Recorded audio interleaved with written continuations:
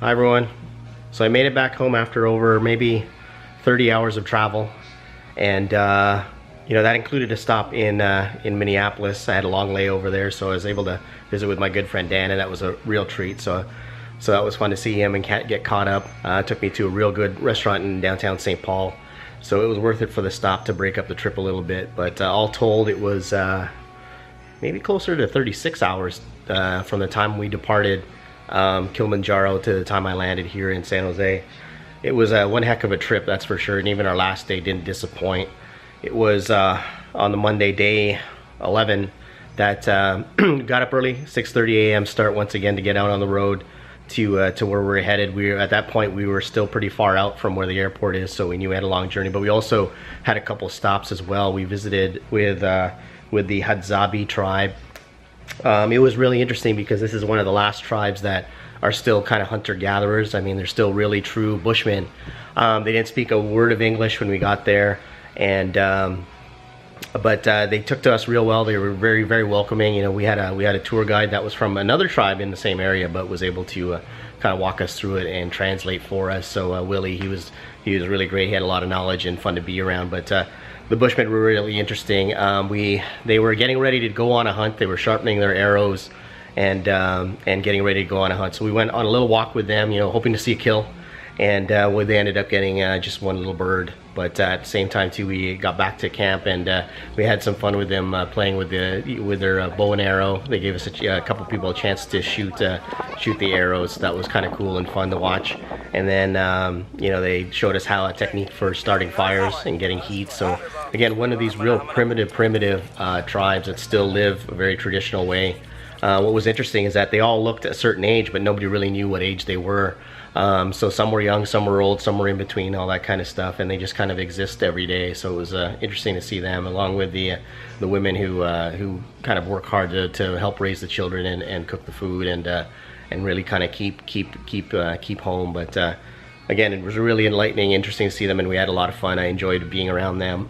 We also visited with the Toga tribe, which is kind of a neighboring tribe that does kind of blacksmithing, metalworking, and they're the ones who kind of trade for the arrowheads, the steel arrowheads that the Hadzabe tribe use. So again, that was interesting, and the chief was very welcoming. He had 3 wives. I think he was looking for a 4th and maybe a 5th from our crowd, so that was fun to see him go to work in that aspect. But really their sense was about metalworking, so they took us over to where the other couple guys were working on a few things. So they were basically smelting down scrap metal.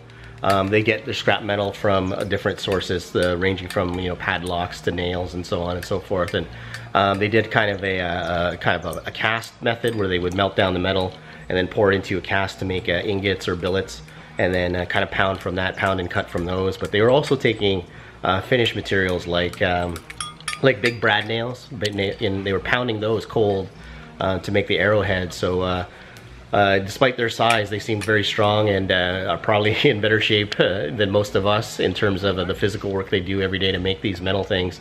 But they also kind of make jewelry and bracelets, and needless to say, we did a little bit of shopping with them, trading some souvenirs, so bring back some memories of that.